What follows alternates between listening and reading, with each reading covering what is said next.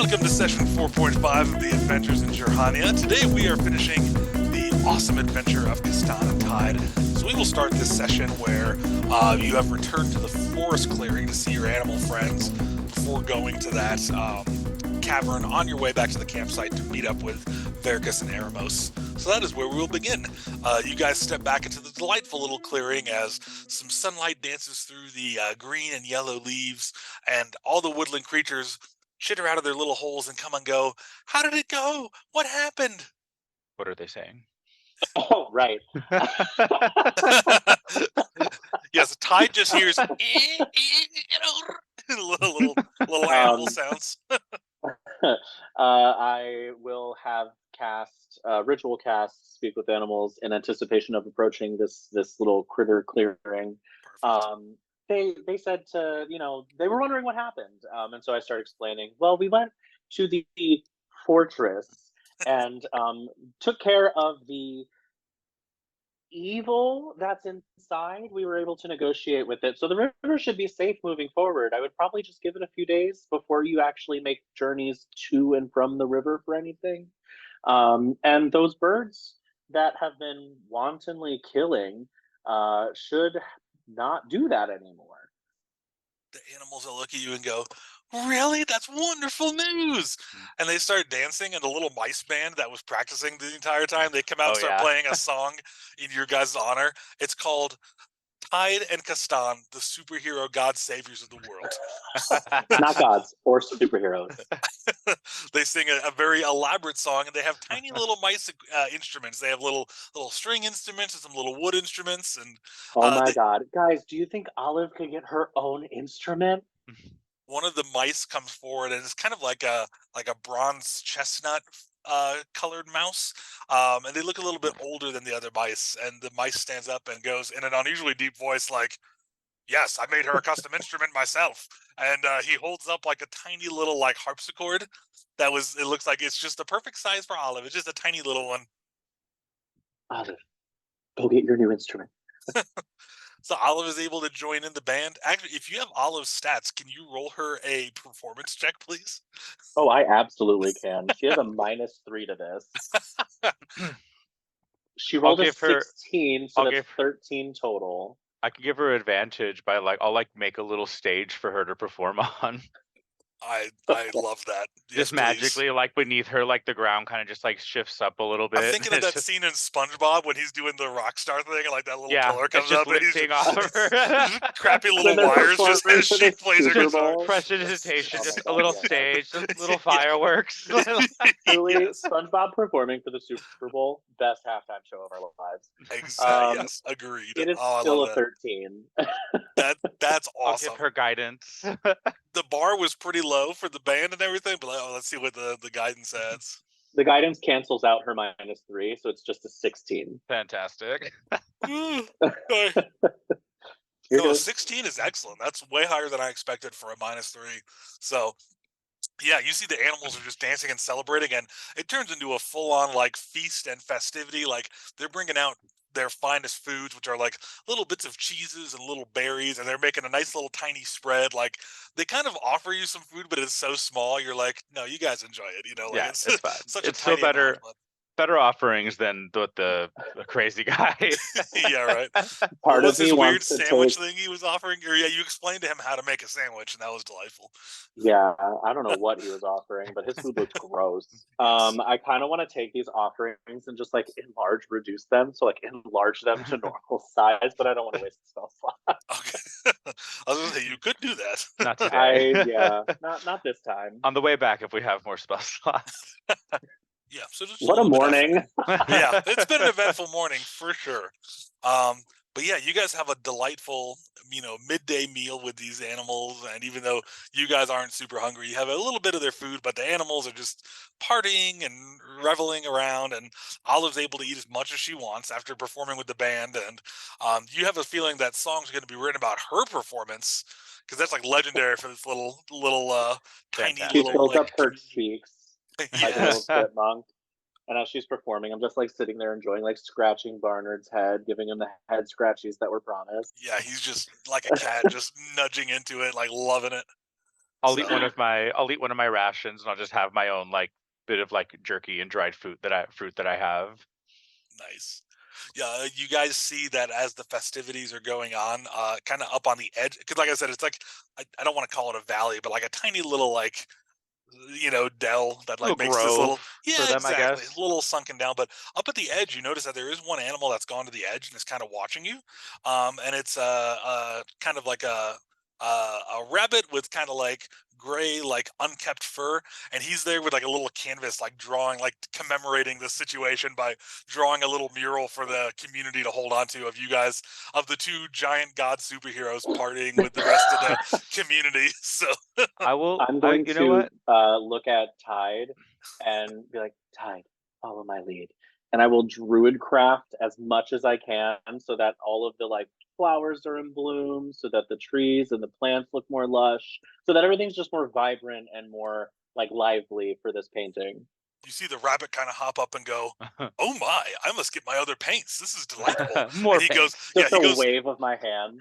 he goes to get his brightest colors to add into the painting. So he looks absolutely ecstatic. He bounces over to his little hole and comes out carrying these little.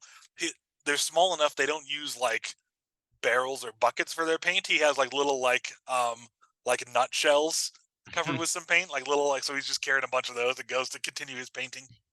Yeah, as a spring eladrin, my whole thing is just to make it all more vibrant and more yeah, full, lush, all that kind of vivacious feel. Awesome.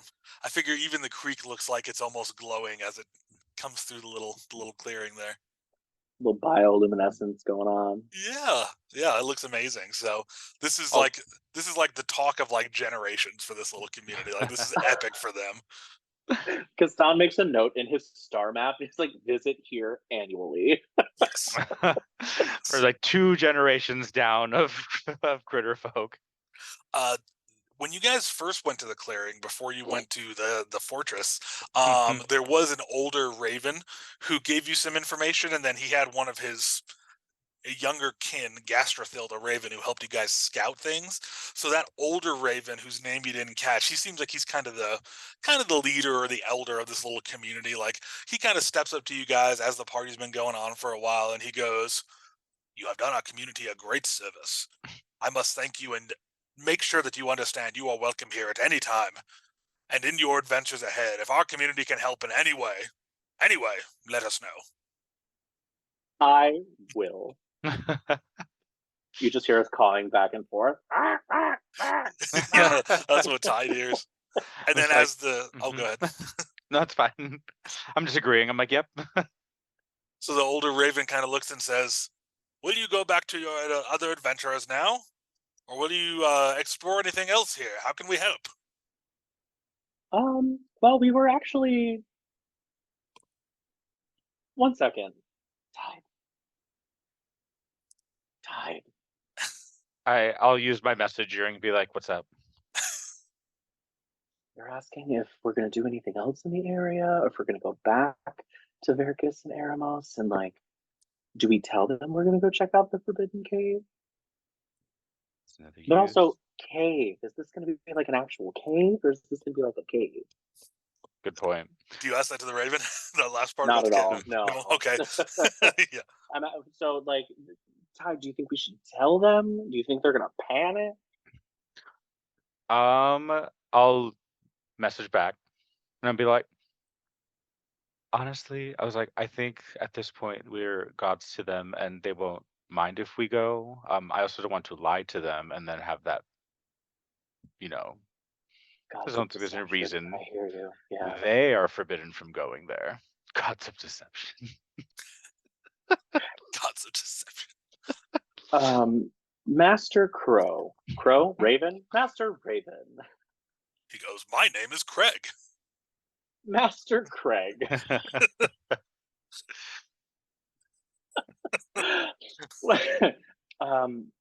My friend Tide and I are planning on going to venture through the Forbidden Cave. Do You you hear think all it the would be animals large who enough? all the animals who speak crow kind of go, but Master Craig says, "Ah, I see. Would it Have we be large told you enough all for of us the to traverse legends?" through? No. Oh no, it is quite a large cave. I believe the last living creature that ventured in there was not quite as large as you, but it was certainly one of the big folk that had inside. Okay. I What believe is your this term for them legend is around a halfling. it?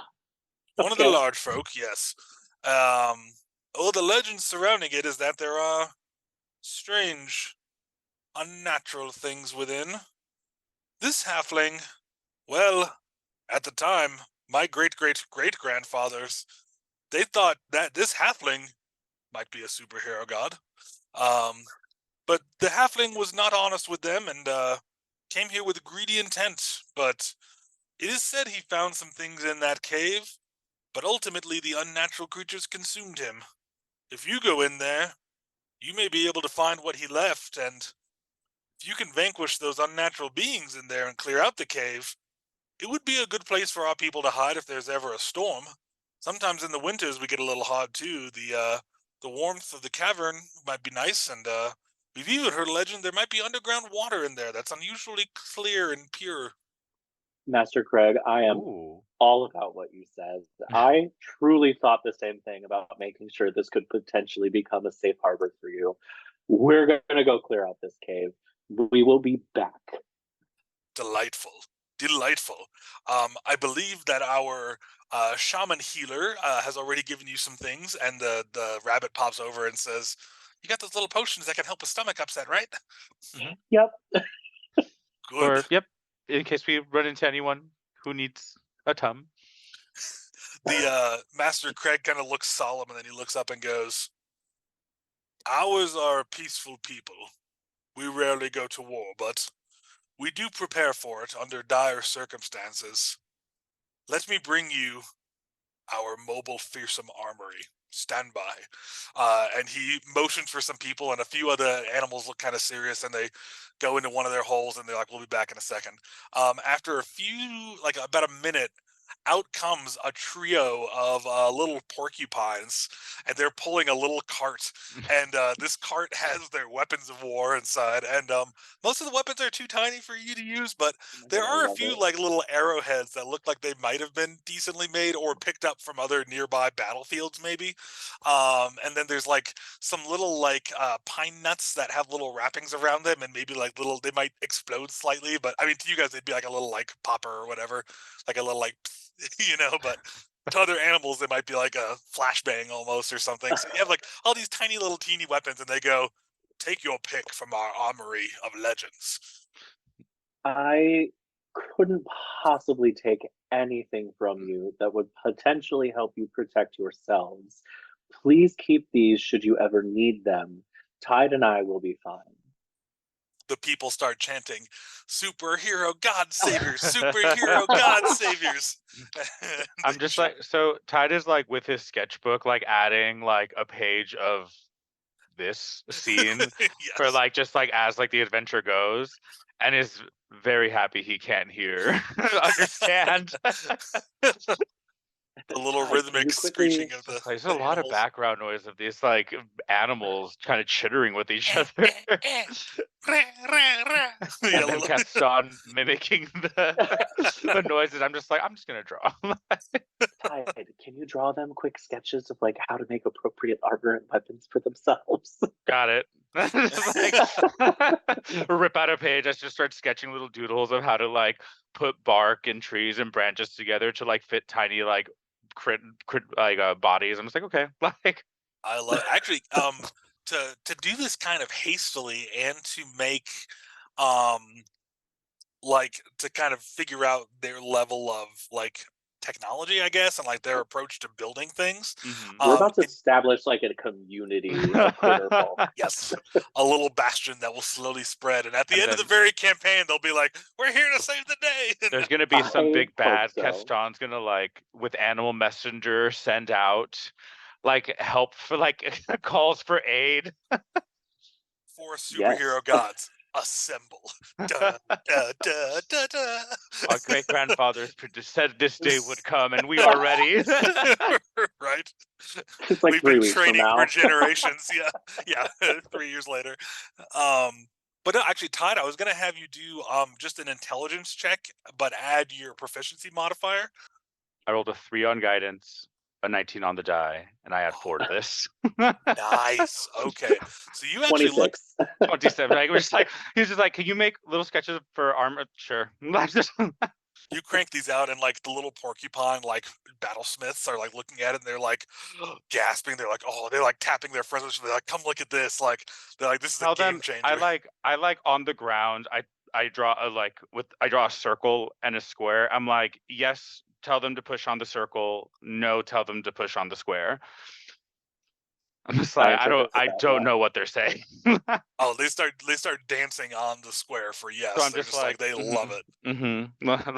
They're so excited. Yeah, Master Craig saunters over and goes, "You continue to be a bastion for our community. We shall be loyal to you forever. Thank you. Thank you from all of us. Thank you." You are so welcome. This is honestly like in the lore of like D&D, like this is where like rabbit folk are gonna come from. Where like yeah. in a few generations it's gonna be like a few wait. hundred years, it'll just be like like the development of this community. Yes. Can't wait. Their king sits on a throne with, 2 pillars next to 2 statues of Tide and Castan. Just giant statues. This big. Right. No, they'd be Aarakocra. a full 2 feet tall, Right. those statues. Okay, yeah. Eventually. Yeah. Just That's like fantastic. halfling size Aarakocra and rabbit folk and like Yes. possum folk. They've been able to like grow so much because of all the training and defense preparation. Yep. If I could come back and teach at least one of them Druidcraft, like I will. Yes. Now these animals don't have much magic and stuff, so that would be kind of an extended venture. Yeah, that would take like a couple weeks or months to get them the basics of Druidcraft, but that Literally would be a game changer also. Yeah. If they could cantrip like Goodberry or something, whoa! Like true. Yeah. I'm gonna call it Critterton. Yeah, Critterton's all set to go. The party's still in full swing, but you guys realize that it's about half an hour past noon, and based on what you were previously told in the last session, the Forbidden Cave is about a 45-minute trek west, even for folks with big legs like you guys. So this critter community was about an hour and a half from your campsite, so that would put you guys getting back around presumably 3:30, depending on how long it takes you to explore the cave. So I'll kind of just pull Master Craig aside as we're his name's Craig. I've just added the master. Well, but like as we're trying to leave, I'll pull him aside and be like, Master Craig, I don't want to ruin the party, and I don't want you to stop celebrating because you have so much to celebrate. But Tide and I are going to go take care of whatever's going on in the Forbidden Cave, and ideally, you can use that for any future need. But we will be back sometime later today, hopefully, to detail what happened. Good. I thank you again for you've already done so much for our community, but if you could make that cave safe for us, that could be a great safe haven and sanctuary for us in dark times. So I would greatly appreciate that. Go with the blessings of all of us. We shall welcome you out, and we shall take the first steps of the journey with you. And they kind of prepare a parade suddenly, like just to kind of walk you guys like the first couple minutes away from the camp. But they make a parade, and there's some ravens flying with little like what do you call it? Like little, not glitter. What's the confetti? Like their own little version. Like leaf confetti that they've kind of painted a little bit. So there's little confetti things and the little bands playing instruments as you go. So yeah, they make a nice little parade, and like everyone's waving like old timey people watching a ship go. Everyone in the community's out there waving at you guys. So it's gonna be like the entrance to the new community here. Like yeah, they're gonna establish a road and a gate. Yeah. Nice little gate to keep them around. Their own little fortress. No. Yeah. It's like a sandcastle. As a little side project from like every once in a while when I remember, Tide's going to like figure out little sketches for like making little buildings for them, water filtration systems. Oh, I love it. That's We're gonna awesome. work on the infrastructure of Critterton. Little by little, and eventually, like Yes. I'll like have them, and once like Kastan can do Animal Messenger if they ever get it, I'll be like, can you send these to Critterton? That's I awesome. technically have access to that now. Whenever. This will But be yeah, like so we make our way to whenever we're traveling for like 3 days at a time, we're kind of just like not, stopping for stuff. It'll be like, what are these two doing? I was like, we're establishing colonies all over Yes. all over Jir'Haniya. Specialized colonies. No, I love that because especially because like Eremos and Veracruz are gonna be like, wait, you like built up a community called Critterton? You guys will be like, yeah, we of sure course. did. The first Yeah, of many. I do have access to Animal Messenger already. Oh, Perfect. If we ever nice. have like a 3 days of travel or so, it can always like. And it's a ritual cast, so you know I'm gonna have it. Nice. Yep. So thrilled. This is my favorite thing I've ever done. Awesome. I love how it came together. Cool. So like I make sure to scoop up Olive, because she's having way too much fun with the band, of course. Yep. And Her cheeks are full of food. She's got her new little instruments. So she's gonna be napping in her little hammock in my pocket. yep. And yeah, we'll make our way to the Forbidden Cave. I will be waving goodbye to the Crittertonians. Awesome. Yeah, they walk with you guys for about 5 minutes, which is pretty far for them from Oh their little. wow. Yeah, they walk through there for about 5 minutes, but then they kind of turn and they all wave to you as you keep moving in the distance. And so, as you guys move through the forest, it does get slightly more dense. The trees as you go further west towards this cave. Before you left too, they would have drawn you like they already kind of did that diagram last session of the surrounding area, but they would have given you like a few little pictures. That painter rabbit would have given you a few little like paintings of some of the trees that are along the route for you guys to look out for. So periodically you'll see a tree with like some unique branches and you're like, we're on the right track. Cool. Got it. Yeah, you guys travel for about another 35 minutes and then you notice that there's kind of not like a cliff wall. There's just kind of like a little bit of a hill. I mean, like kind of a little bit of a rocky ridge, but it's covered in forest moss and there's trees everywhere. But this little ridge kind of spikes up. I mean, maybe 12 feet, like it's not super big. But in the side of this little like kind of ravine that it forms, you do see there is like an entrance to a little cave. It's tall enough for you guys to walk in without like having to crouch down much, but it's not much higher than your head height. So it's not a huge cave, but it is a full-size cave in the side of this little ravine. Does my owl catch anything from like as we're approaching from above? Do I see anything? Like initially as you're approaching and your owl's searching, you really don't see anything out of the ordinary. But with a 22, as your owl's kind of circling and you're looking through its eyes and seeing things, you realize like this looks unusually like just the ground is kind of like undisturbed for a wild forest like this without settlements. Like it seems weird. You're like, oh, it seems like animals do kind of keep their distance from this place. Like just as you look at the area kind of around it, like you do see more tracks and stuff of like other animals moving, but not for like a 40-50 foot radius around this cave. So it seems like animals are avoiding it. Now, you detect magic as you get to the entrance. You don't pick up any because detect magic has a radius of 30 feet, 30 correct? feet, yeah. Yeah, But you're it's not. good. But I can hold it for 10 minutes. So as we're going Perfect. in, I just want to make sure like detect anything. Awesome. Well, that sounds good. And as you guys get to the front of the cave, looking inside, it looks pretty dark. Kastan, you have 60 feet of dark vision. Tide, I don't believe you have any dark vision. I Is that have correct? 60 feet of dark vision. Oh, okay. I missed that on your character sheet. That's good. So Yeah, then I you see it guys are back here. both able to look. You guys both able to look 60 feet in and see that it is a rocky little cave. There's nothing in the 60 feet that you can see that's of any concern whatsoever. With your passive perceptions, you're like extremely sure there's no traps or anything in there. So it looks like just a barren cave. I mean, the walls and the roof are rock, and then the floor has like some dirt and like some moss blown in from the outside. So it's just kind of a dirt floor and then rocky walls and ceiling. But it looks like it goes in a ways and then it goes a little bit past where you can see. We just want to walk in.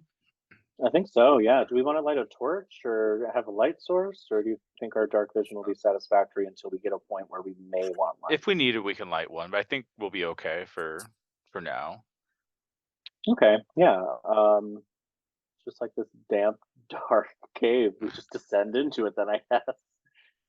I guess so. I will, as we're kind of exploring this cave, I'll keep an eye out for any kind of remnants from that halfling, like any kind of armor, weapons, clothing, corpse, bones. Well, as you guys walk further in, and again, Tide's detect magic's not picking anything up, you do find along the walls, it's pretty subtle, but since you guys are, I figure you're moving kind of slow and looking around as you go through. You both do notice on one of the cave walls on your left side, there are some scratches in the rock that look like it might have been made with a blade of some kind, smashing against it. And then on the ground, you do find, if you look kind of below that scratch mark, you do see some pieces of torn cloth. It looks like maybe an arrowhead, and then just a few like rivets of like metal and wood. So it looks like there might have been a skirmish here, but it's pretty hard to tell how long it's been, you know? But they don't look like they're made from any kind of like claws or teeth. It looks all like dagger, arrowheads, that kind of thing. Yeah, it looks very Okay. humanoid made. Yeah. And then I'm gonna have my my owl on my shoulder Cool. just as we're walking in. It's like I imagine it doesn't have a lot of space to fly. No, it really does. This cave isn't huge, you know. So Yeah. Are we able to walk like side by side, or do we have to walk like in a line? at this point, you can walk side by side. Okay. Okay. Yes. We will.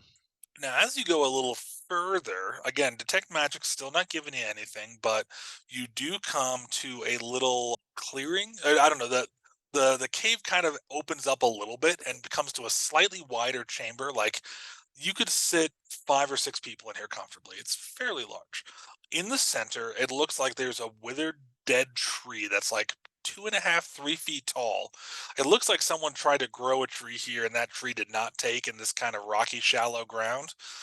So it's just like a dead tree, but it looks like it was planted here and like grew up somewhere else. But it looks very dead and withered. And you notice that the cave beyond this little chamber, there are 3 kind of like offshoots from there. You could go left, you could go right, or you could go kind of straightforward-ish. Detect magic, actually, your detect magic has the 30 feet. tiniest, yeah, Yeah. it is pulling up the tiniest, teeniest bit of magical lingering essence on that tree, but you can tell that magic that was placed on there has long expired, and whatever magic was placed on that tree was a long, long time ago. And by that, you're having trouble gauging time, but it's not more than 100 years old, but it's not more recent than Yeah. like 20 years.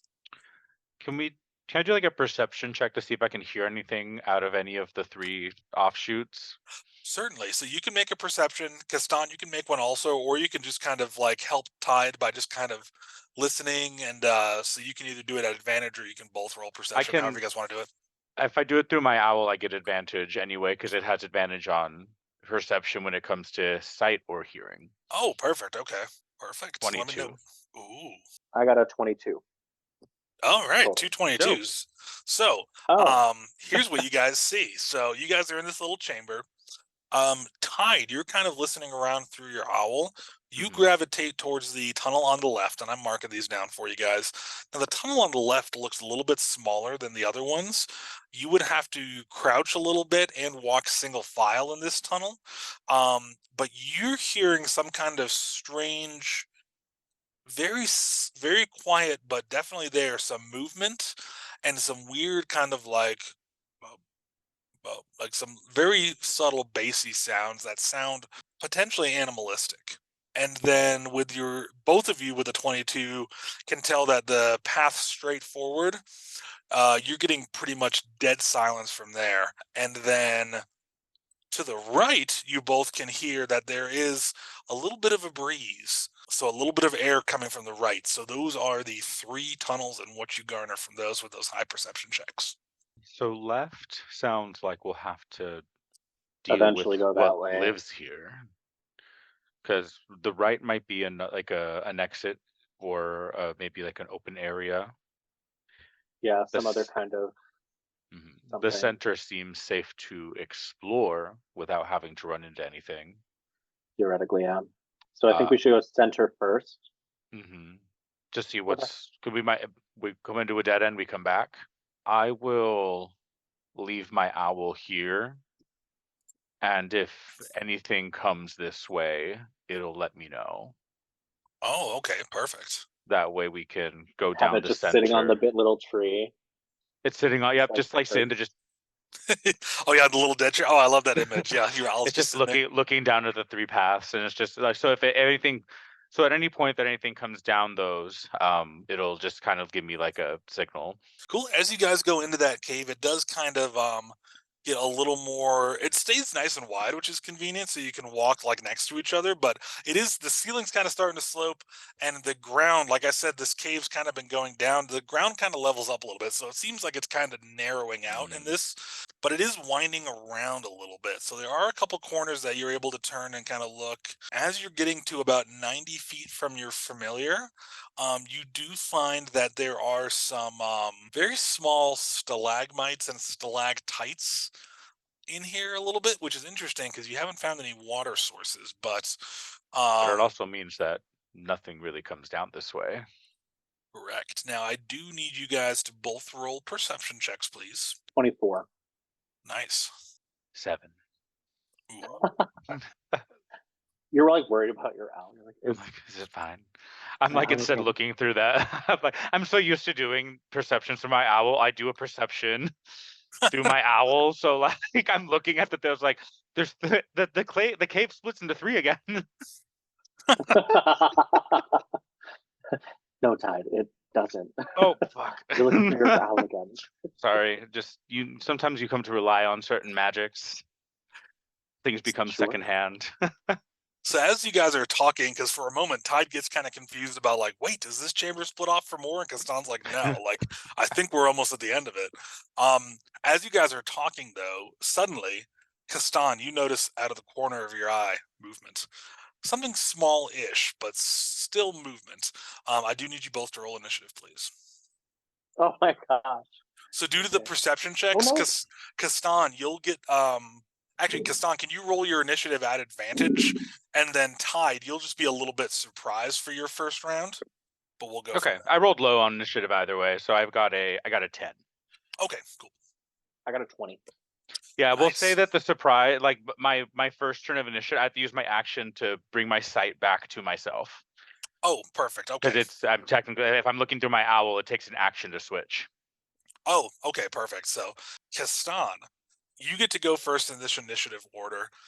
You're suddenly alerted to movement around you, and you realize that there are 3 kind of small but swift-moving animals of some kind in the area with you, and they're moving towards you at a pretty quick rate. They are all about 25 feet away from you at this point. And you're guessing that they're moving quick enough that on their next turn, they'll be able to get close to you. And they look kind of like snakes of some kind. So they do seem malicious. Okay. They do. They seem like they're Um, suddenly I'm- converging almost in unison, like they were waiting for you guys to get kind of within their little area, and then Rude. yes. Okay. I'm going to bonus action wild shape into my archer starry form. Ooh. So now I'm currently casting 10 feet of light. So it's 10 feet of like normal light and an additional 10 feet of dim light. Like an archer on my forms here. That's if you're suddenly casting that kind of light, I'm actually going to roll for these animals because they're cave dwellers. That might actually scare them off because they're not that strong. So that's cool. Yeah. You are in this wild shape form. You're a medium-sized humanoid still, right? Yeah, my size and shape don't change. It's me. And then I think what really happens is that like I holding my starry map, the like orb of obsidian that I carved, Yeah. it just kind of shapes into a bow, and then it has sweet. like a string of starlight kind of, so I can, pull it. Yeah. And so that is what's glowing. Like I know it's supposed to be like a starry form, but I'm just gonna focus on the map. I dig it. Okay, so these creatures are very much suddenly afraid of the light you're casting. Now, if they had intelligence, they could figure out that you're just radiating light. you're still kind of similar to the threat you posed initially. So I'm going to make them roll a DC 14 intelligence check, intelligence saving throw. And if they pass that, they're going to keep attacking. But if they fail, they're going to retreat. And their intel bonus is very low, so they're probably all going to fail. But let me roll for 2 of them. Those both failed. And the third, yep. So all 3 snakes just suddenly like go, and they turn and like scamper off deeper into the darkness, where it's actually so narrow that you guys can't really follow them. But yeah, that was quick resolution to combat than I expected. So so with your passive perception and passive investigation, just after those snakes retreat, you can kind of tell that it seems like this center kind of cavern offshoot gets thinner and smaller, and it'd be very difficult for you guys to go further, but you're guessing there's just more snakes down there and not much else. You're not getting anything from detect magic, and it seems like it goes maybe 10 or 15 feet further, so there, yeah, so you guys have pretty much explored that center one, so that's good to go. So to keep the potential Critterton folk safe from these snakes, because there's a lot of them that would be eaten by snakes, I'm just going to unleash a barrage of arrows real quick at like the stalactites to hopefully like cause a small cave-in to block that entrance. Yep. Actually, you don't even need to roll for that, because like I said, those are pretty small. Like this cave is like a little bit brittle and old, and those glowing arrows, yeah, you take it down and there's a very small cave-in just in that center thing, and you definitely hear some squishing sounds of snakes, and one I didn't kind want of to kill them. Oh, you wanted to block them off? I mean, they would have I died just wanted to from block them black off. I mean, if they die, they die, but that was not my intent. Okay. Actually, well, then if that was your, roll me an Arcana check or 2 attacks with your range attack, and we'll average them. I want to see if you can kind of aim or use your magical arrows to make it collapse without killing the snakes and just block them off and potentially give them a way to escape this cavern that doesn't result in their demise. You know what I mean? Okay, I'm gonna do the 2 attacks then. Cool. That's an 8 and a 10 for totals. Yeah, so an average of 9. So you trigger the cave-in, but it sounds like it squishes most of the snakes. So yeah. Well, yeah. Unintended consequences. I apologize. It happens. So I just draw a little symbol like at when we get back to the center cave, just to like make a little like symbol of like a snake. Oh yeah.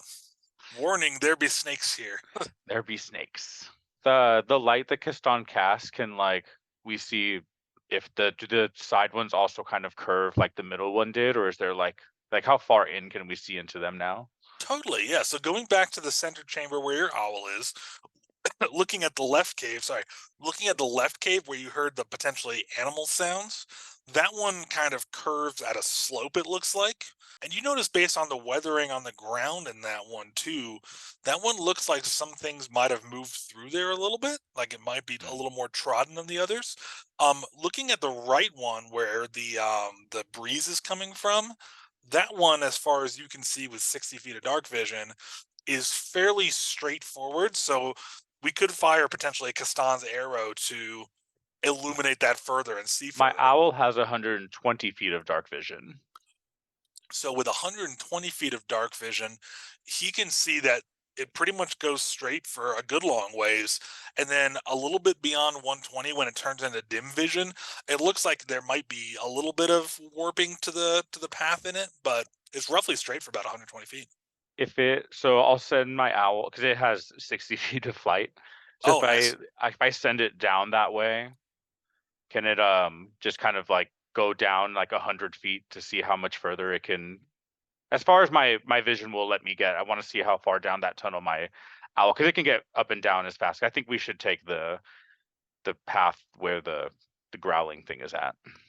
I think, yeah, let's just head down left tunnel. That's why I want to send my owl down the right one to see what the breeze is. It might be an exit for us to take.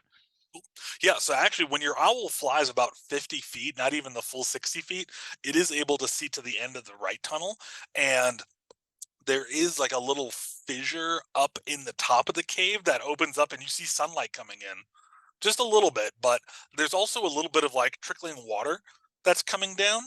And so there is like a tiny little pool of water at the very end, and there is some moss and some other little like cave plants around it. They have really wide leaves that kind of slope down because they don't get much light, so they're kind of. And then there's like a few little like barely glowing mushrooms around it as well. So there's a little bit of plant life in this room. It looks like kind of partly covered by plants near the edge of that little pool of tiny water.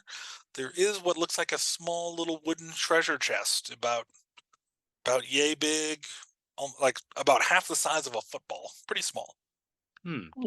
But it's Okay. the first like humanoid made thing you've seen in the cave, besides those little arrowheads and the scrapings in the main cavern that you came through.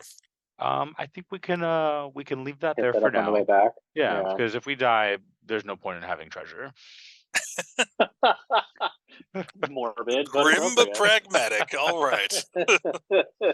Just remember, Okay. if something does happen, you guys will be enshrined forever in the hearts and legends of the Critterton people. We will live on, actually. Yes, you will not be forgotten. Verkus and Eremos will never know what happened to us while we ventured to go get water.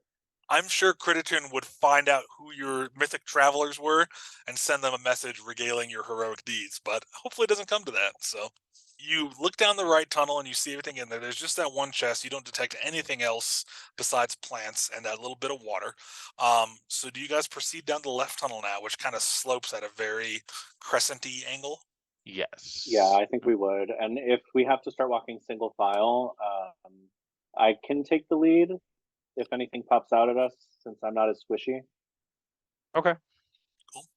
And just keep in mind, you'll also have to like walk at a very heavy crouch, so it is going to half your movement speed as you're moving through this tunnel. Oh, okay. All right. Yeah. So as you guys go through this kind of low, tight left side of the cave, as you go further in, you're hearing more of this bop, bop, bop, bop, bop. Like it sounds like some strange animal sound that you can't quite place. You feel like you've, especially Tide, you feel like you've heard something similar to this, but Like a it's toad. weird.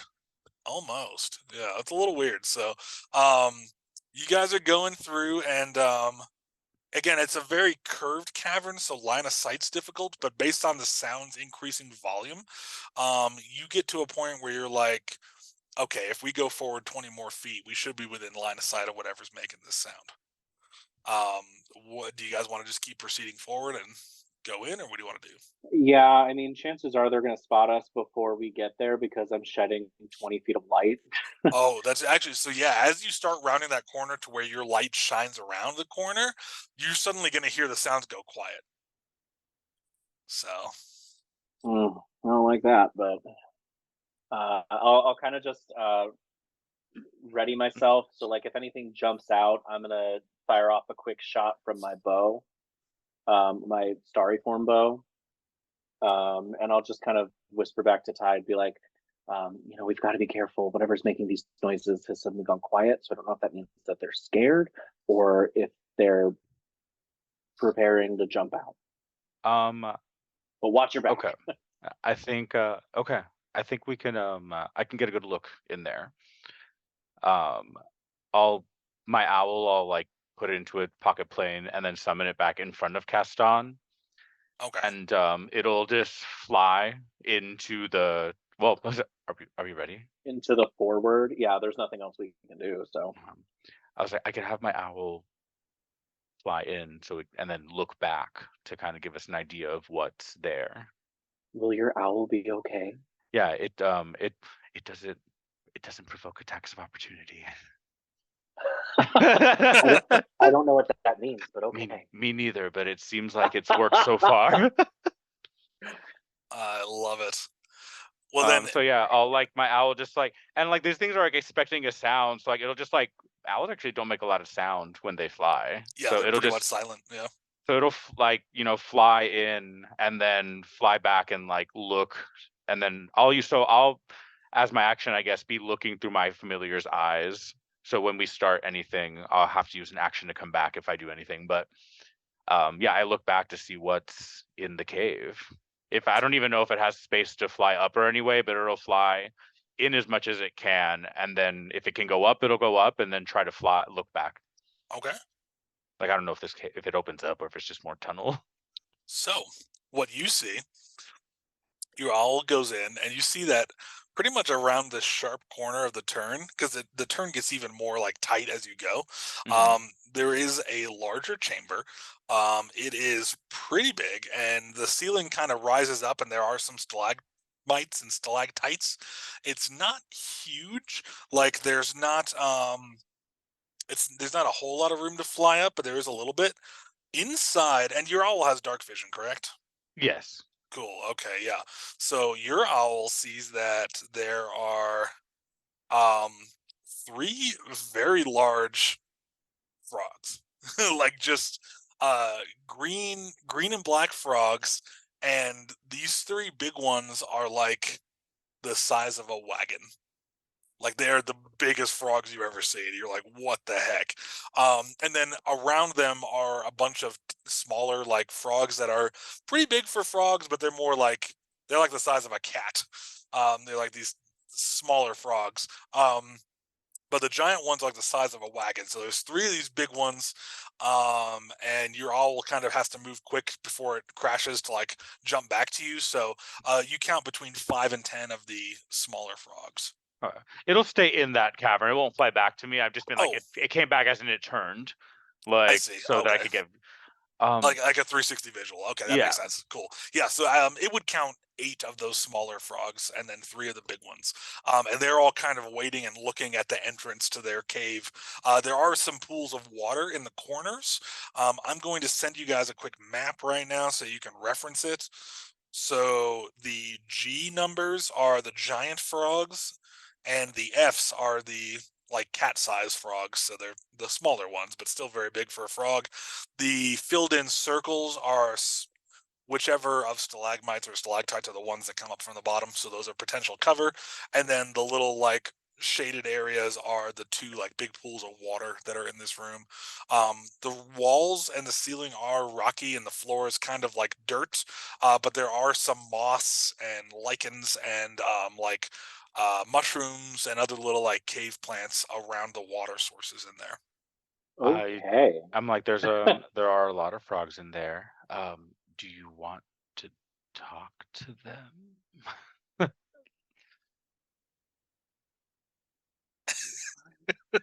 I mean, Kastan would, yeah, for sure. I'll go ahead and expend a spell slot to cast Speak with Animals. Okay. And I will walk to the mouth of the cave. So on the map that you've provided, I'm assuming that we're at like the very beginning of that little drawing. So I'll walk around that curve into like the very beginning of the cave, Perfect. and stand directly next to, not really taking cover from, that first stalagmite. Okay. And I mean, I guess I'll have cover from the 7th frog and partially the 8th, but yeah. Yeah, so you're able to walk in, and by kind of going near that stalag whatever, Mites, yeah. Mites are the ones that come from the bottom. Okay, cool. So Yeah, I remember it because stalagmite like grow with might, and stalactite like hold on tight or you're full. that's a good way to remember it. I like that. Sweet. Nice. Well, now our viewers can know that too. Yay, learning. So as Kastan gets near this lovely stalagmite, you are able to get good line of sights on Giant Frog 2 and Giant Frog 3. Hello. Can you go to your computer? So yeah, and as you cast the Speak with Animals, you just kind of get the like general passive perception that like these bigger frogs seem to be the ones running the show. So frogs 2 and 3 kind of make more eye contact with you, like they're aware that you've entered, whereas the smaller frogs are kind of looking around like for guidance on what they should do. You know what I mean? I will direct my speech, I guess, toward the second giant frog, because that's the one I have better visualization on. Cool. How far away would that frog be? 70 feet from you. Oh, it's a big. It's pretty big opening, yeah. And like I said, these frogs are pretty big too, so it makes sense that they need room to hop around and stuff. So yeah. Yeah, they're wagon sized. Jesus. Yeah. So I'll holler over and be like, "Hi, giant cave dwelling frog. We mean you no harm. We're just exploring." The frog kind of blinks its eyes a couple times and goes, "How you speak? Way I understand? I just know a lot of languages. It's not important. What is languages? How we're talking right now. That's a language. I understand not." Okay, that's fine. This frog has an intelligence of 2, so you're Perfect. you're Perfect. yeah, you're fighting upstream. Um, can we explore? What explore? This our home. Look around? What look for? I don't know. I don't know. Are they in need I'm of gonna. community? I assuming. I mean, it seems safe, so I'm gonna start strolling in a little bit. So as you start moving in, so this bigger frog is gonna kind of like leap forward, and he like the cavern shakes a little bit as he leaps. He leaps 20 feet towards you, so he's now That's a 40 feet big from you. leap. Yeah, it leaps and he Horrifying. kind of lands and he looks at you and goes, "This home ours. Why you here?" And he seems a little threatening. So We are just here for a short time. We come in, look around, and leave. So as you're saying that, suddenly, Tide, you hear a bunch of ribbit, ribbit, ribbit, ribbit, ribbit, like really angry ribbiting. And Kastan, yeah, you hear like a bunch of smaller voices saying, "Who are they? What do they want? Should we attack? Should we eat them? Should we swallow them? Should we use our tongues? What's happening? What's happening?" And the big frog number 2 goes, I need you to roll a persuasion check based on what you just said, actually, for the big frog. Yeah. Okay, thankfully we're still under the eye of Haldoon, so I have a +1 in addition to whatever my persuasion is. The DC is going to be 14. It doesn't matter because I rolled a nat 1. Oh no. So as you say that thing, the frog's gonna kind of like, it's gonna let out a really loud bellow, like a bong, and all the frogs quiet down, and then the big frog says, "That's what the old one said," and I need everyone to roll initiative. Holy crap, okay. I got a 20. Nice. I got a 19. Oh, nice. Okay. Oh, all right, Tide. Let me roll for our little frog army here. Give me a moment. The Ferarmy. The frog. Technically, a group of frogs is called an army. Really? I didn't know that. Yeah. Oh, that's awesome. That is the only awesome. time that the English language has like what are they called? Classifications. Oh, that makes sense. Yeah. It's like an army of frogs, a school of fish, A murder of crows. murder Yeah. of crows, parliament of owls. I love Parliament of Owls. That one makes me happy. I love Tower of Giraffes. Oh, they That's call one it of a my tower? favorites. That's hilarious. Yeah. Thunder of Dragons. That's the only one of a mythical being that has its own like group name. Huh? Oh, that's awesome. I can't hear you. A Oh, Miracle of Unicorns? That's funny. Okay, I lied. Not only one. That and unicorns and possibly others. Castan, you are first in the initiative order with that roll. So, based on that map I sent you guys, I'm going to put Tide. Are you just kind of back at the very edge of that curve into the thing, whereas Castan went to that first stalagmite? Yeah, that probably would have like been there. And then my owl is probably like maybe behind the frogs, like, well, if whatever it flew in, it's probably just like as high as it is, just kind of like circling. I picture it between like frogs 3 and 4, the smaller frogs. Okay, yeah, just kind of like in that area. Yeah. Also, so I'm just kind of remember I putting him walked into the chamber a little bit. So from that first stalagmite, I probably walked probably either halfway between the like triangle of stalagmites that are there, because I'm assuming it was frog or giant frog 2 that jumped toward me. So, Castan, you are first in the order of initiative. What would you like to do? So for my bonus action, I will fire off a shot from my bow. It looks like a tiny little like shooting star. Not tiny, but like a shooting Yeah. star just firing from my bow. And so it's gonna go for the giant frog number 2 that leapt toward me. Perfect. A 19 to hit. Oh yeah, that absolutely hits. Roll damage for me, por favor. That's going to be 10 damage, and I think it's radiant damage. Nice. So your arrow strikes it kind of at the top of its head, and it lets out a loud bellow and kind of staggers back, like you hit it hard. Great. And then I'm going to for my action, I'm going to cast Fairy Fire. It's a 20-foot cube. And so whatever 20-foot cube gets me the most frogs that I can see within 60 feet of me, or they have to make a DC 14 Dex save. Or they get illuminated. Yeah. Yeah, and like this geranium pink light. Nice. Do they take damage if they fail or no? No damage, no. Just they're illuminated, and so what that means is that any attacks on them will have advantage if they can be seen. And then none of them can go invisible, though I don't know if these frogs have any kind of like invisibility camouflage.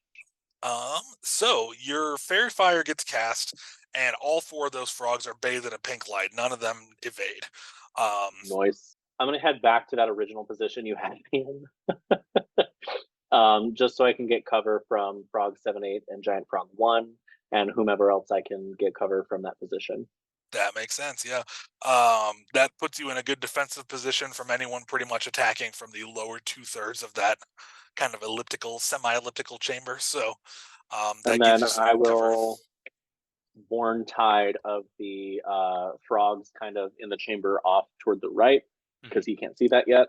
Well, actually, with his owl, he could. I got it earlier. That's right. Yeah. JK.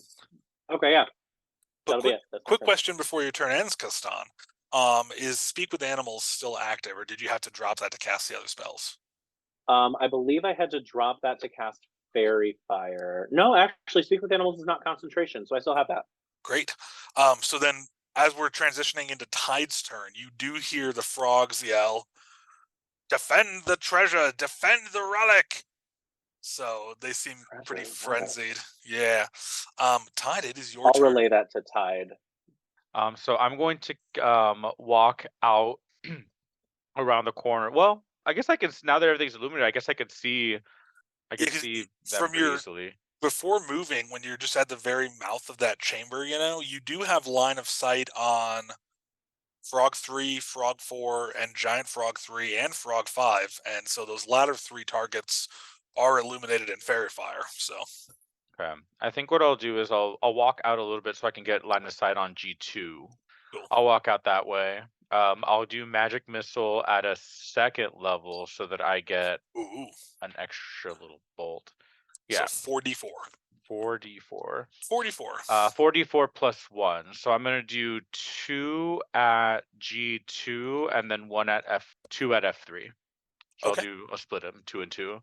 So I walk up to Kastan, and then these bubbles kind of start swirling around me, and then they just shoot out towards their targets. Nice. And then explode in the force damage. Oh, I love it. G2 is going to take 5 force damage. Nice. And F3 is going to take 6 force damage. Sweet. So as you cast the magic missile, Giant Frog 2 staggers back even more and kind of rears up on its hind legs and kind of waves its front arms around as you hit it, and it looks really badly wounded from the force. Frog 3 is annihilated. That thing is gone. It just explodes like a little. Dang. I was I don't know if I'm overkill. Yeah. I was I don't know if I was planning on splitting my missiles between the 2, but I was I don't know how much I'm going to need for each one. But now you know. Good to know. Now you both observe after that you're like, oh, these smaller frogs, those ones are just really easy. Yep. And so those ones go down real easy. But the giant frog is surprisingly resilient. That makes sense. It took the hit from Kastan's bow, and then it took your 2 magic missiles, and it's still standing. It's pretty badly wounded, but that gives you kind of a vibe on the strength level. Magic missile? Huh? Eight How or much? five. Eight. Five. 5. Okay. So it's On taken- on F3 I did 6 16. damage. Yeah. No, So it- on Giant Frog. Oh yeah, I did 5 extra force damage. So it's taken 15 damage and it's still standing. So it's fairly I'm going to come back, use the rest of it to go back into my like hiding spot. perfect. And even if I can keep going down to get like line of sight, well, I guess no, I can just see where I'm at, like where I was, and then I'm going to use a bonus action to expend a first level spell slot to give me 2 more sorcery points, Nice. and then that'll be my turn. That sounds perfect. So next up is going to be Giant Frog 1. It is going to jump 30 feet. That's terrifying. Yes, it jumps and the whole cavern shakes as Giant Frog 1 leaps over from that pool towards the bottom, and it lands at the stalagmite that is about 20 feet to the right of Kastan. Quick question. Does Tides detect magic pick anything up? Is that still running? It should. I haven't cast it. I mean, has it been 10 minutes since we've been in this cave? No, actually, it would still be running. So you would get that the Other than my giant, fairy fire. yeah, the 3, yeah, you definitely detect the fairy fire. The 3 giant frogs do seem to be magically enhanced in some way, and the pool in the top right, the kind of smaller of the 2 pools of water, you are getting a magical signature of some kind from there as well. Okay, dope. Yep. That's what I was hoping for. Thank you. And then the smaller frogs, you're not getting a magical signature from them, so it seems like they might be the offspring of these giant ones, where they're just big, but they're otherwise just regular frogs. Yep. So cool. So Giant Frog 1 leaps forward, and it is going to shoot out its tongue at you and try to hit you, Tide. It does have enough range to do that. Ooh, that's passing Caston towards me. Yes. Yikes. It does do I go get any? free. Do I have any kind of cover because it technically has to shoot past the stalagmite to? So it's actually got a line of sight because it jumped like it's to the left of that rightmost stalagmite, so it does have direct line of sight. So it's just gonna fire at you. Does a 19 hit? Yes, it does. Give me 1 second. I'm just gonna get tongued. I'm like, ugh. Yeah. It casts Lick. Yeah, so as its tongue springs out at you suddenly, it does hit you in the shoulder for 2 bludgeoning damage. Ugh. And then I need you to make actually no, it's gonna be a strength saving throw, please. Yikes. Okay, I get a +1 to this. I got a nat 20. Oh, Nice. awesome. So with a nat 20, you're able to like kind of shirk this thing off and it doesn't stick to you. And then with I very much like brush it off. I'm like, ugh, like get your tongue off of me. Yeah. So with a nat 20, because it was so successful, any future saves you make against the frog tongues, I would like you to get a +1 d4, and I'll write that down on my thing. Thank God. like you just naturally shrug it off so easily that you're like, okay, if it hits me again with this, I know how to dodge. So like you have a +1 d4 chance to dodge it. It comes straight at me, so I just need to move a little bit. Like Exactly. Now, as long as the sticky part of the tongue doesn't touch me, I'm good. Right. Now, G2 goes up next. It's going to leap pretty much into that line that G1 just sent its tongue out at you. It's going to leap that far, landing right next to Kastan, and it's going to try to, like, swallow him. Yeah. Kastan. It is going to try, and so it takes a bite at Kastan, and it rolls a nat 20. Oh, God. Okay. Oh, yeah. Okay, give me 1 second here. This is where I die. That'd be a really weird way for Kastan to die. Eaten by an animal. Kastan, you take 6 piercing damage. Ouch. And I need you to make a strength throw as it attempts to grapple you with its bite, with its gooey mouth. Strength save? Yep. Would you believe I have nothing to add to this? Oh no. 18. Okay. So you're able to kind of get out of its mouth, so you're not grappled, so that's good. And so you are not restrained or anything like that. So that's swallowed. The whole time you hear Kastan just Yes. like, no. I'm just tied in the back. Thought We're a gonna come tongue back was covered in bad. I don't want frog this thing to slime. eat me. Next up, Giant Frog 3 is going to leap over to kind of form a triangle, and it's Oh it's my God, going to stop. shoot a tongue at Tide. And because of the angle, you do get some cover from this, so it is going to be a disadvantage just due to the angle of it shooting at you, because you can kind of tuck around the edge of that thing. So it's going to fire its tongue at you, and it misses. So Fantastic. the tongue kind of like scrapes against the rock wall, and you dodge out of the way. So now these other frogs are going to kind of move forward aggressively, but none of them are close enough to attack yet. So they kind of leap forward, and they're kind of ribbiting maliciously as they come forward. So there's the updated map. The frogs are just kind of converging on you all, and it is Kastan's turn next. Okay. Giant frog swarm. Bonus action, use my archery thing again to fire a shot at G2. Cool. That's awesome that it's a bonus definitely. action. That's really great.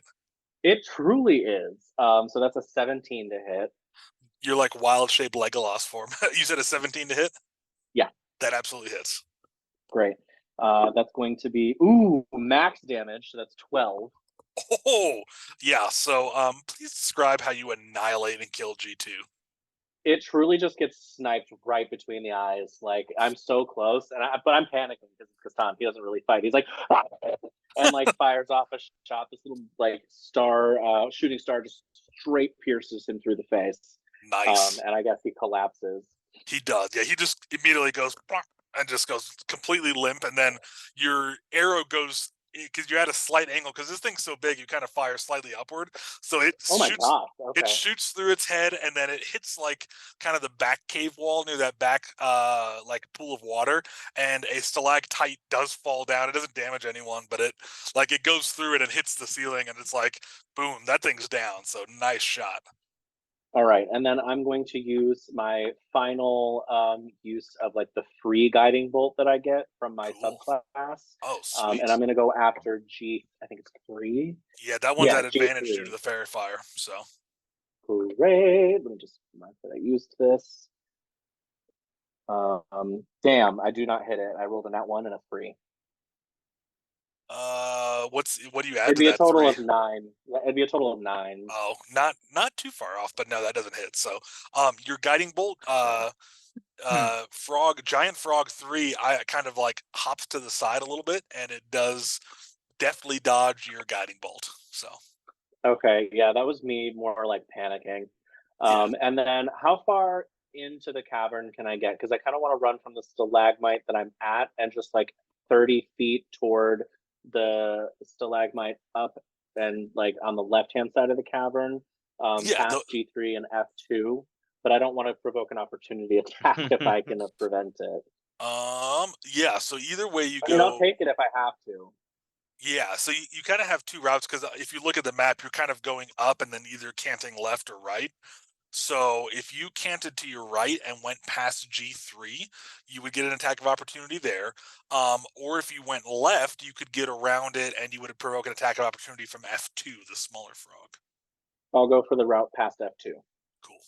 So you are able to kind of arc around to the other side of that stalagmite, which gives you some partial cover from Giant Frog 3, but the little frog number 2 is going to make an attack at you.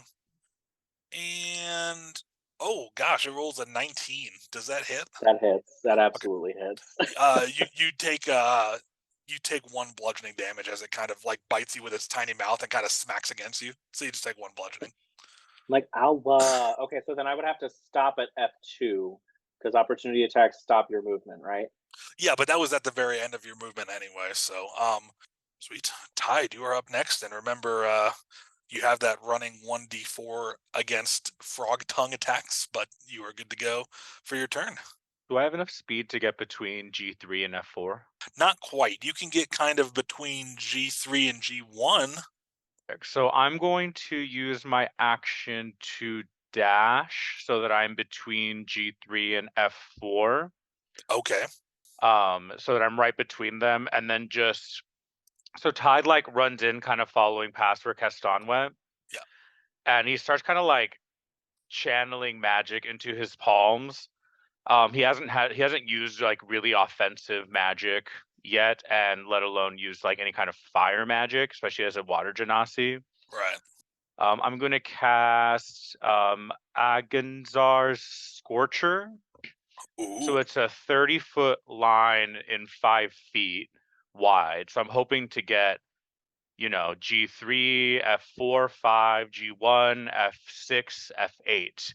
And I don't think F7 would fall in between that line. No, it would just be a little bit off at an angle. But yeah, you could get those other 1, 2, 3, 4, 5. You can get those other 6 frogs in that line totally. Excellent. All of them make a Dex 14 save and will take half the damage otherwise. So I'm going to roll my 3d8. Perfect. 18 fire damage on a fail. 9 on a save. And 9 on a save. Oof. So you cast it, and G3 and G1, actually both the giant frogs pass. They kind of leap out of the way, so they take 9 damage, which you can tell knocks them down to about half their health. But frogs 4, 5, 6, and 8 are just turned to ash immediately. Excellent. Yes, that was 4, 5, 6, and 8. Yeah, they are just gone. So there's 3 small frogs and 2 giant frogs left. So you guys are already clearing house. So so I'll use whatever remaining movement I have to move behind the stalactite to my north. I think I might take an opportunity attack from this 3 though, if I do that. You would. Yeah, is that okay? Yeah. Okay. So that's going to put you up there. But it is going to attempt the opportunity attack, which would be a +3. Is it with its tongue? It tries to bite you and it misses, so you're good. Fantastic. So you move behind that stalagmite there, yeah. So I just like this channel of flame comes from, and then I just keep going and I hide behind that stalactite. Nice. So after that, next up is G1, which just got burned by your flame attack. I'm truly imagining it just being like a gout of like steaming mist. Yeah. Like it's just scorching people. Like your flame magic works differently in my head. Almost like volcanic pyroclast, like the just like cloud of like steam, I like that, like a tunnel of like hot water, like just steam instead of like actual flame. That's cool, yeah. I like that. So, Giant Frog 1 is going to leap 40 feet upward and slightly at an angle so that it has almost a line of sight on Tide, to where if it attacked, you would have partial cover against it. Mm-hmm. But before it takes another action, because that was just its one movement, it's going to stop and yell at Kastan, because it actually has a line of sight on Kastan as well. And Kastan, your Speak Animals is still active, right? Yeah, it's 10 minutes. Okay. It goes, "You, word speaker, stop this now. We must stop the fight." And then it's going to ready a tongue attack. It's going to open its mouth and kind of have its tongue like ready to go. But it makes that imploration and then stops. You can respond on your next turn, Kastan. Now G3 is going to bounce back and kind of stand next to G1 and also ready an attack. You guys get the vibe that if you move from your current positions, these 2 giant frogs will probably lash out with their tongues. And then the 3 remaining small frogs are actually going to hop towards the tunnel entrance and kind of form a little bottleneck over there. They don't attack you at all. Would I get an opportunity attack on the one that bit me? Don't. Yeah, actually you would as it tries to move. Do you want to make that attack? No, I just wanted to know. Okay, yeah, you would have as it hopped away. I want to have the option. Yes. Me as a player, I want to know if I can attack it, because Stan would be like, "Oh, you tried to, like, you're trying to tell me stop." Okay. Your daddy's trying to provoke peace, I guess. We'll see. Yeah. So, Kastan, it is your turn now. What would you like to do? It was G3 that had. G1 actually, because G2 is dead. G1 is the one that just implored peace, and then G3 kind of hopped next to it and was like also readying its tongue for an attack. Okay, so in Kastan's head, he's thinking, these frogs are the natural inhabitants of this place. I don't want to kill all of them. However, if Crittertonians are supposed to come to this cave for a safe haven, how friendly are these frogs going to be? Because they seem to attack what they don't understand. And on the other hand, is it right for me to annihilate these frogs so that another species or another group of animals can come in and inhabit this place? It's giving colonizer, and I'm not here for it. So Kastan is going to try and reason with them. He's going to look at G1 and hold up his star map, the bow in one hand, the other hand up, and she's like, "Yes, peace. We are here as friends." I don't think they understand what friends are, but that's what I said. Okay.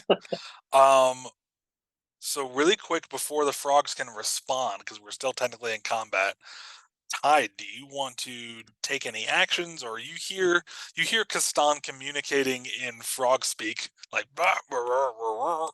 And so do you want to do anything? Like, you notice that the giant frogs, the two of them are kind of readying attacks, but they're hesitating. So what do you want to do? Right. I did kind of notice that like they jumped after us, but didn't come after me. They're just kind of, they haven't attacked like they have been, and now they're croaking with Keston. So I'm like, Keston's got something going on with these frogs. So I will ready an action, like if they attack, I will also attack. And it'll just be like a cantrip. Perfect.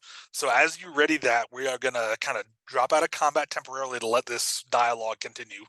So, Kastan, you say to them, "We are friends," and Frog 3 goes, "How friend? You kill King Matumba." Does that make me the new Frog King? No, just kidding.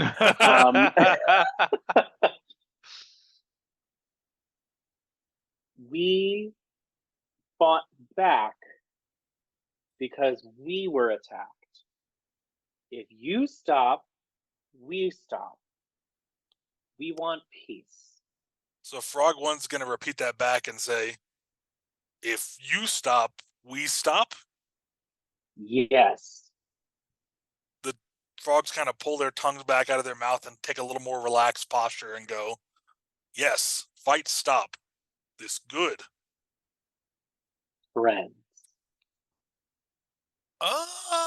They go, "Fight stop is good." Fight stop. Fight stop.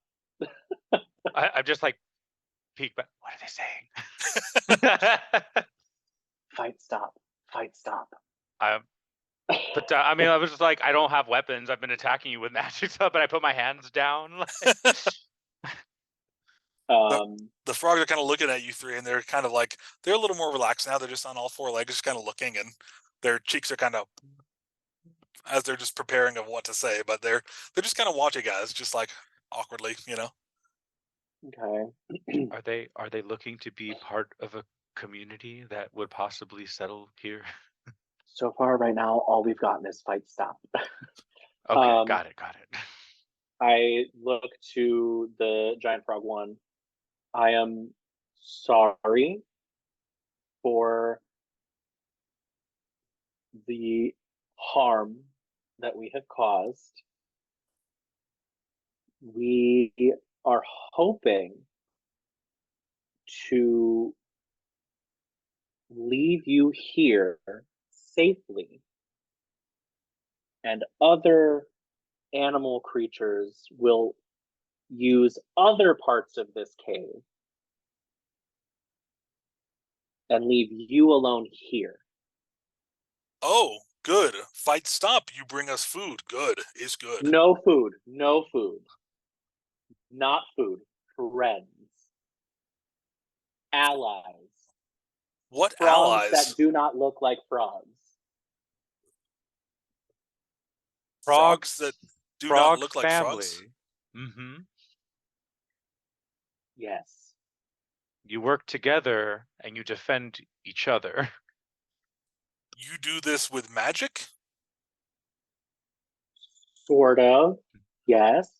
But then you do it with compassion. The frog goes, "Oh, great, okay." No, I'm just kidding.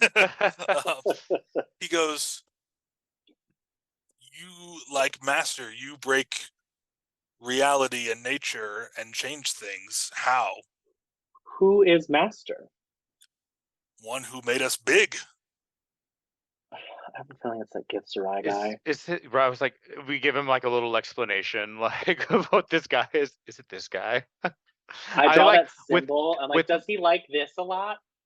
The With frog my- looks at it and it actually sticks its tongue out and like erases the symbol and goes, "That weird drawing me never see before." I'll shape water a tiny little bust of the guy's face. I'm like, is this Master? No,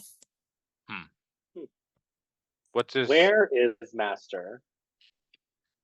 here I show you. And Giant Frog 1 hops over to that pool in the top right of the chamber and kind of stands near it and like gestures into the pool of water. Is the water clear? Can we look into it? Yeah. If you guys step over and look into it, you would see like Yeah, we do.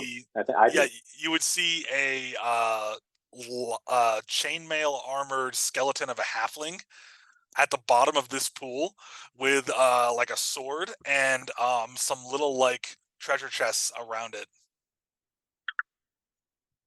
Hmm.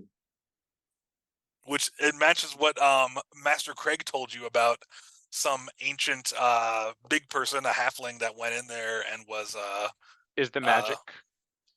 Yeah, came in here and died, was vanquished. potentially, yeah, after doing Is So some the weird Master experiments is on the the frogs. halfling.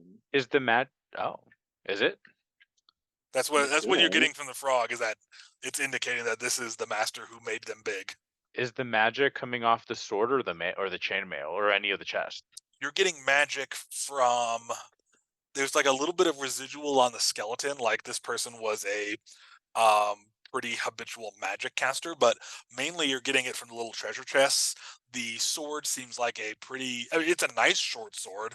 It'd probably be like double the gold value of a regular short sword, but it's not magical in any way. And the chainmail is also just regular non-magical chainmail fitted to a halfling. So those could be potentially things you could sell. But yeah, there's little treasure chests around it, very similar to the one that your owl observed in the right chamber earlier. Yeah. And those are radiating some light-ish magic, but it's there. So Is it what kind of magic? I It I would get to know be- the class, yeah, you would know like the school of it. the school. You're getting like druidic conjuration and enchantment magic, as well as some like alchemical potion magic. That's pretty much it. And a little bit of like restorative magic, so potentially healing stuff too. So, Would I know what frogs eat, like other than bugs and stuff? Like, is there any plant life that they eat? I would say that frogs this big are probably eating, and Like actually you could, carnivorous? as you're kind of as things have calmed down in this chamber, you are noticing that some of the plant growth, it seems like it's getting eaten and then like regrowing slowly, so like they're kind of grazing, but they do eat like bugs, and ones these size probably eat like small rodents and stuff, as well as like plant life, mushrooms, moss, leaves, stuff like that.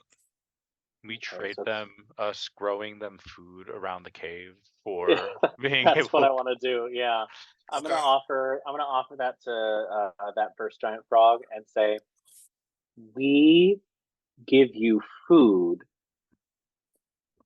You let us take that stuff.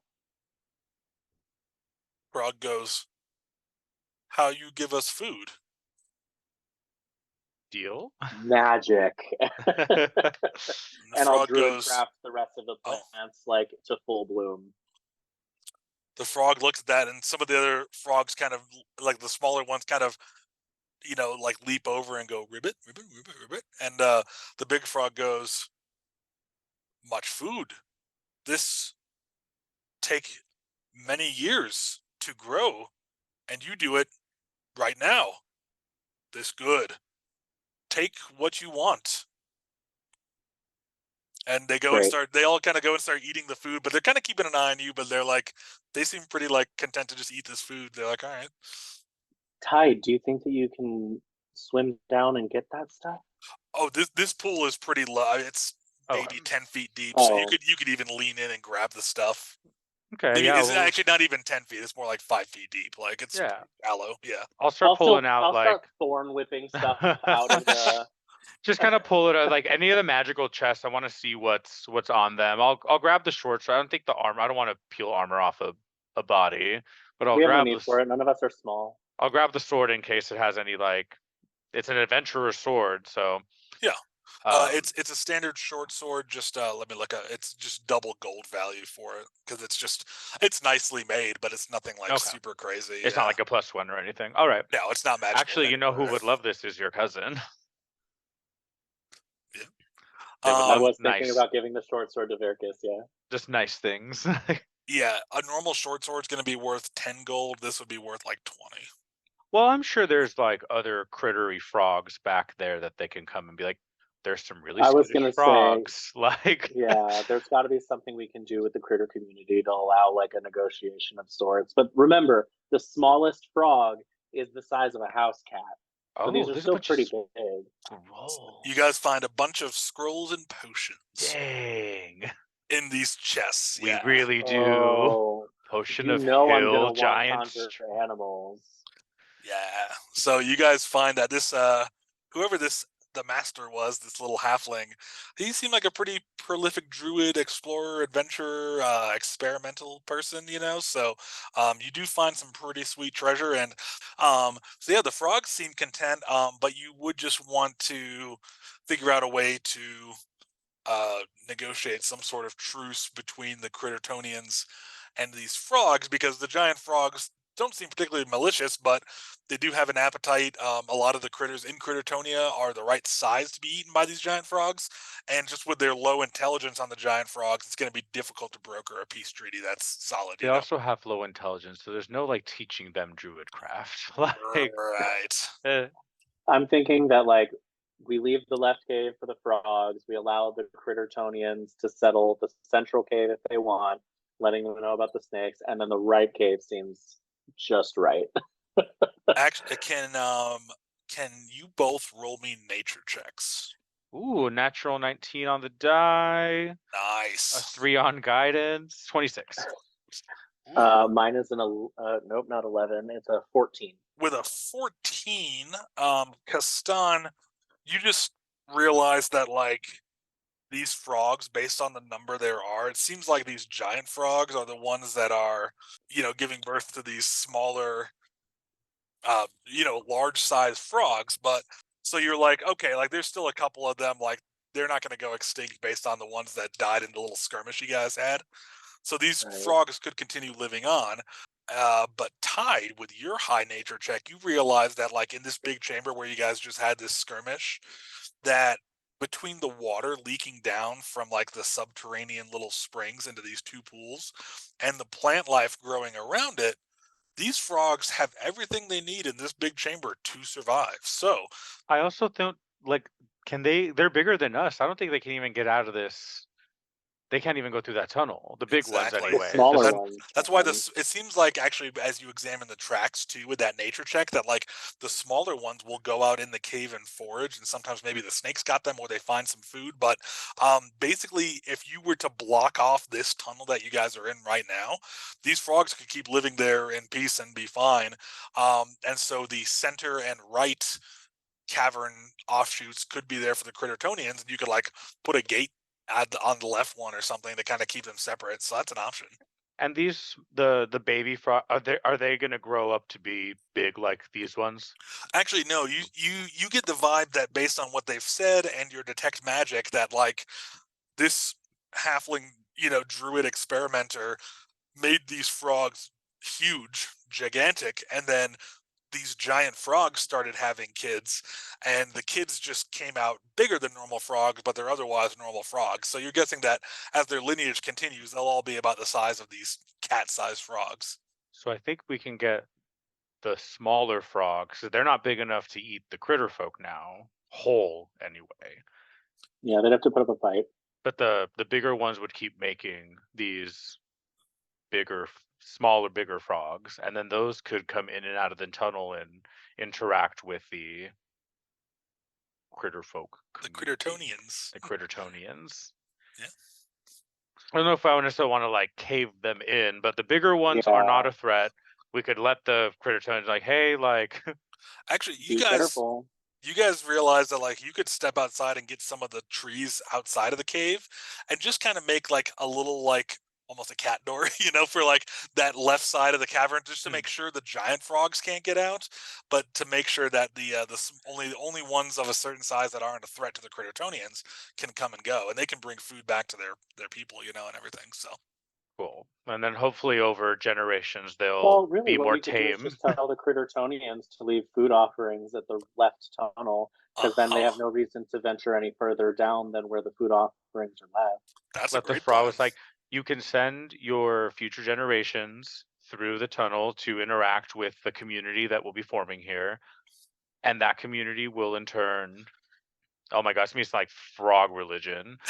Well, ideally, all they're going to be Bring doing offerings is back. using the cave as like a safe haven in events of like terrible weather or something happening to their clearing. Like they're going to still stay where they're at, and then this cave is just going to be an option for safety if needed. And then you just bring, when you come here, you have to bring an offering to the deities that lie beyond the left cave that we do not venture to. We're not going to call them deities. We're not going to get these critters. We're just using The- critter folk logic. The croaking gods. The The croaking gods. Oh, geez. We'll do what we have to. But yes, okay. I think that there's a way that we can peacefully allow the frogs to coexist with the critter folk when and if they need to use the cave for safety. Cool. So yeah, we'll do that little thing where like the smaller, bigger frogs can come through in and out, but like the bigger ones, I guess they're trapped in there anyway. I don't. If we had to crawl to come in here, there's no way they can get through the. Yeah. Next session, we'll start with you guys returning to camp. We'll kind of imply that in between what just happened and going back to camp. We've gone back to Critterton. We've told them about what they need to be doing if they ever need to go to the cave. We ensure that they know that the central cave is, you know, smaller. It had There's a symbol of a snake in the middle one. There's a symbol of a frog on the left one. And then the right one is just like a symbol of like a thumbs up or something. It's two stick figures that look like us. They go, perfect. That shall be our sacred sanctuary. Excellent. Right. And I tell them, I'm like, and if you decide to live there, you can call it Cave Haven. They go, yes. Safe Haven, Cave Haven. Cave Haven. I love it. We should set up a word that so when you send a messenger here, it's like they know that it's from you. I'm literally just going to be like message from superhero gods because it seems like that's what they know. Yes, that is how they're like when you guys return. They go, the superhero god savior men are back. There'll be some random crow's gonna fly. I bring message from superhero gods who also saved our village. Yes, they'll be like, tell us of your distant lands. Oh my god, there's gonna be like this, like these, like random critters of not Taz. This isn't Azraelia. This is Jir'Haniya. It should be like random rumors of these two adventurers. These two legendary god superhero men saviors. Yes. You guys are building your own little religion and empire of critters. Oh my god. I love it.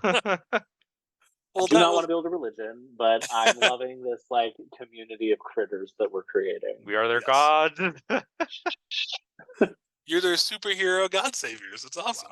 There'll be I'm just gonna eventually just start carrying scrolls of speak with animals with me. Like, so I was, because last time I like joked that I was like, oh, my owl like translates for me. I was saying that like that only works when Keston is using speak with animals. That way I'm not like getting a free use of a spell I don't have. I'd be like, if Keston has it, like my owl then understands Keston and then can like communicate with me. Yeah, totally. That totally fits. So when we ever go on side critter adventures, at least I'll be in the know of what's happening. It just saves us that extra step of Keston having to turn and relay to you all the info. So I like it. Right. Awesome. Well, that was a great session 4.5, guys. Thank you so much. Cool. Thank you.